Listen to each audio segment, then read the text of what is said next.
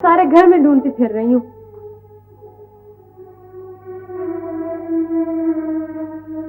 क्या बात है अम्मी? कुछ नहीं। ओह,